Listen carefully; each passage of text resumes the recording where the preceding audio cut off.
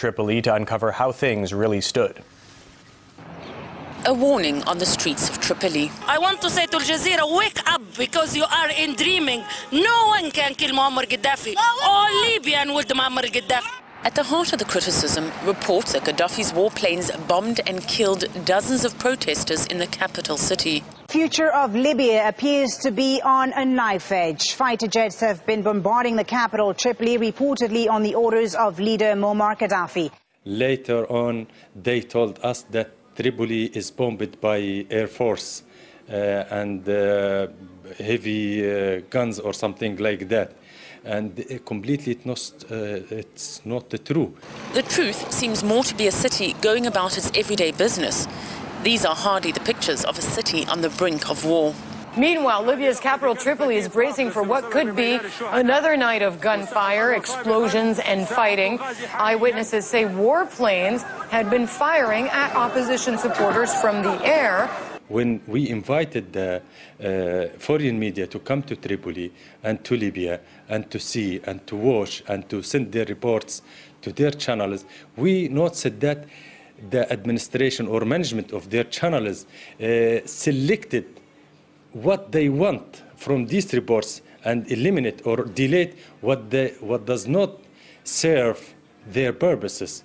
Which is why people here are angry.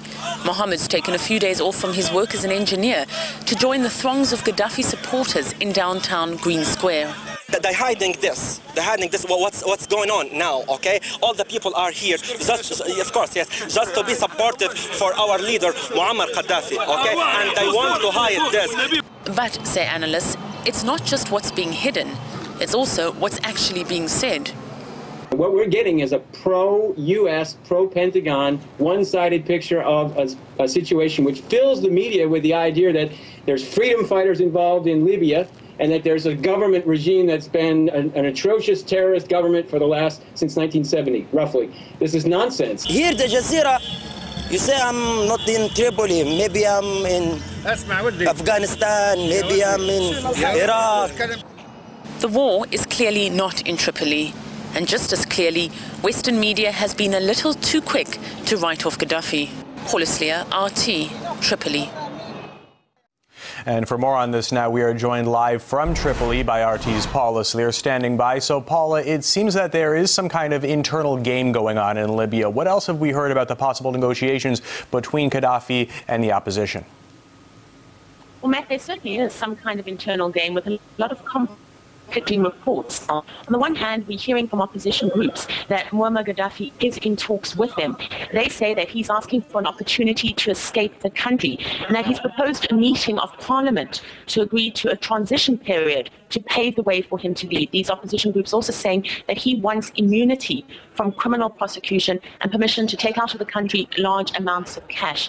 Now, all of these reports have been rejected by Gaddafi. He has denied these kind of claims on state television.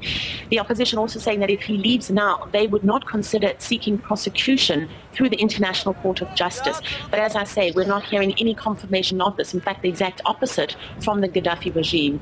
At the same time, there's a lot of movement on the international stage. There are still discussions for a no-fly zone to be implemented.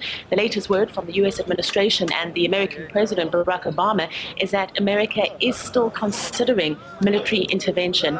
Now, the U.S. Defense Secretary Robert Gates has been caught speaking quite red-faced. I mean, he didn't realize that he was actually mic'd, and he was met at the airport in Kabul, Afghanistan, by General Petraeus, and Petraeus joked, to quote him, "Welcome back, sir, flying a little bigger plane than normal. You're going to launch some attacks on Libya or something?"